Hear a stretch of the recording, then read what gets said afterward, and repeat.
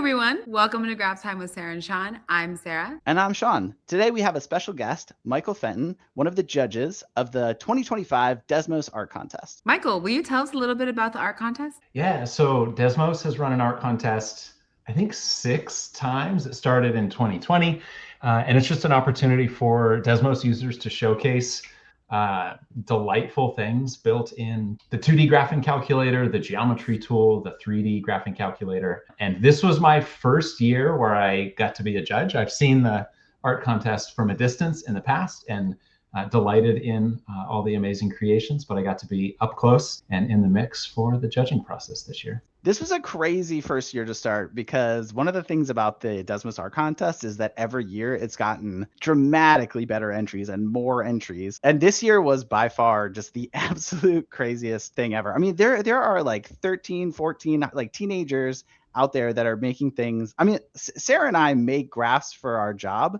And there are things in there that like I wouldn't even begin to know how to start. It's truly just unfathomable what people are putting out there for the contest. All right, Michael, I think it's time for you to show us some of the art that really stood out to you. Yeah, I'd love to highlight 2 graphs today. And also just if folks want to look at more of this stuff, you just go to desmos.com/art. I was a judge in the 19 plus category, and there were 2 graphs in particular that I wanted to showcase. One of them was Fragment Fire Shader by Abigail Brown, and then the other one is Cube Solver by Kaito. I honestly don't have that much to say about this one, except that when I first saw it, I just left it open and stared at it for, no joke, like 2 or 3 minutes. It was just so mesmerizing. And this one quickly gained favor in the conversations within the judging team. We had, I think, 5 or 6 people in the 19 plus judge category. And some of what we loved about this was just the simplicity and elegance of the visuals. And I scroll down and I confess, I don't know what's happening in the expression list, but I was amazed that all of this is happening in like a relatively small number of expressions. And some of these expressions are actually just commentary on how the graph was built. And so the actual mathematical expression list ends up being quite a lot shorter than what you see here in the margin. And again, just delightful stuff. I think this highlights one of the areas of emphasis that we look for, like creativity and originality. The performance also, like this just, when you open it up, it comes across as silky smooth. And that's one of many criteria that we look for in selecting winners in each of the age groups. I'm curious if there's just anything else that either of you see when you looked at this graph. I think I shared a link shortly before we hopped on, but yeah, I would love to pass the mic for any reactions here. Yeah, I liked your observations. Like this is probably like, I don't know, 30 or 40 lines only.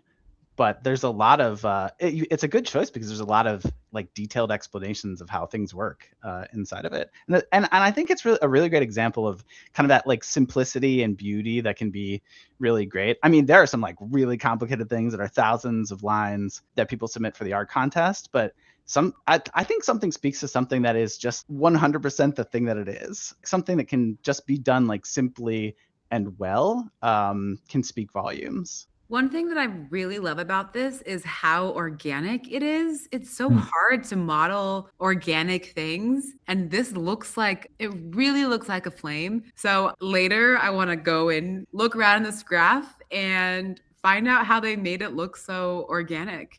It's like so beautiful. Yeah, you can just stare at this. And the center, I feel like the center especially has like some very realistic like flame look to it where the opacity is changing and like kind of bubbling around. This is very nice.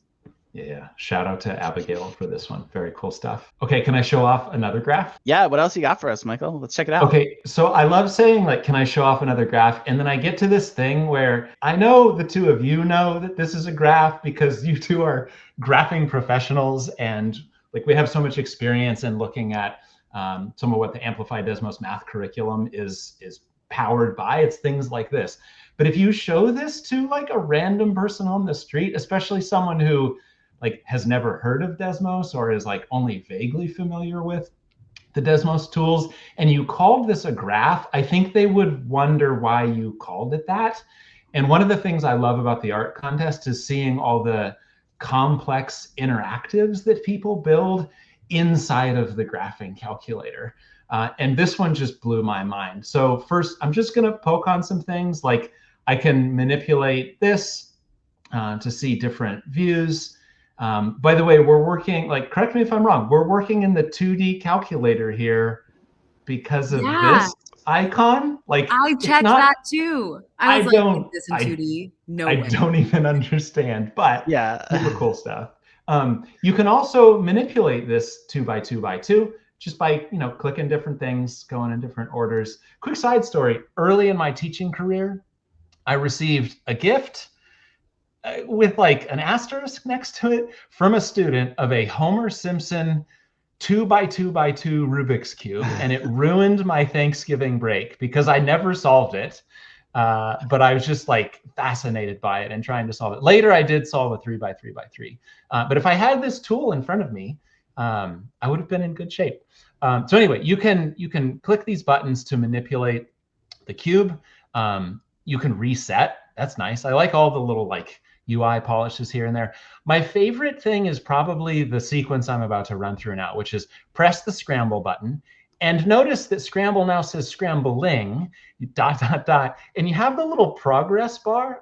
One of the things that we look for in judging is attention to detail and all those little lovely bits of polish.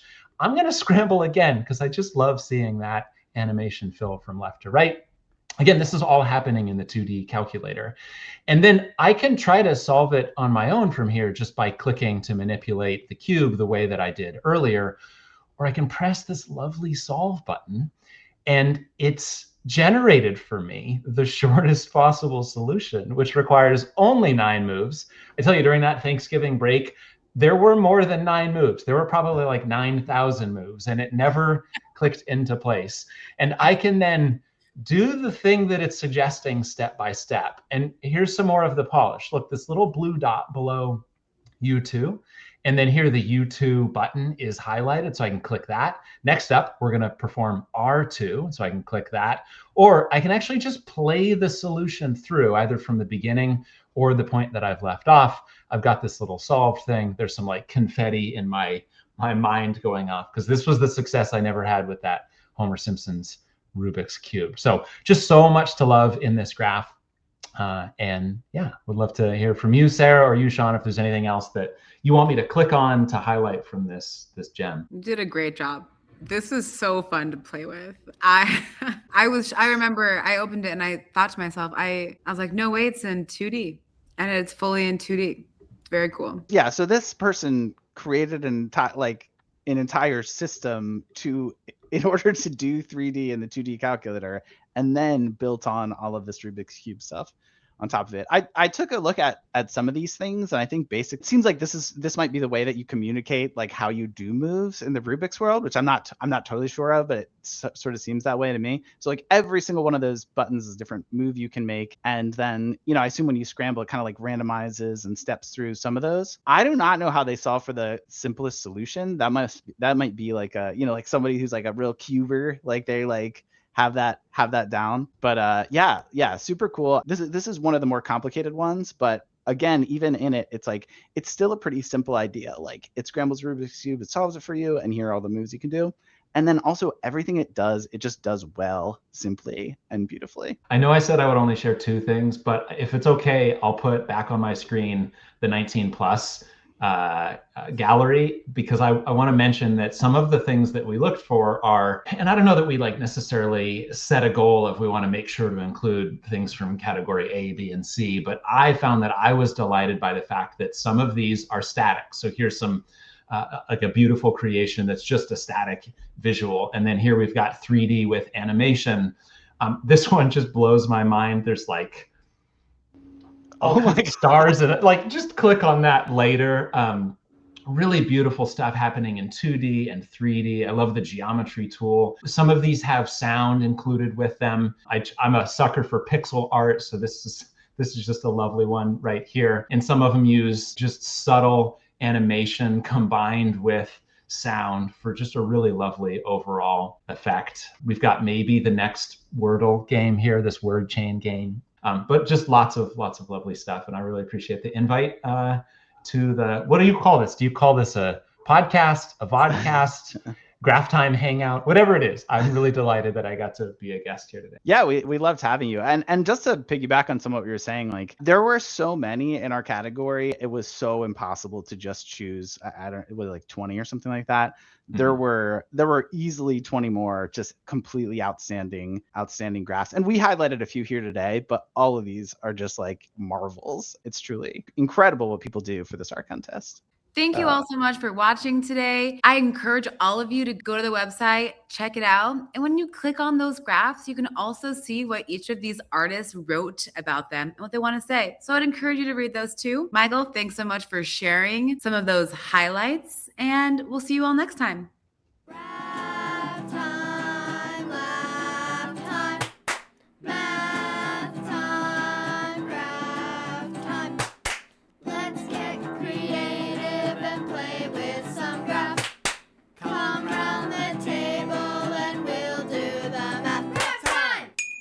With Sara and Sean.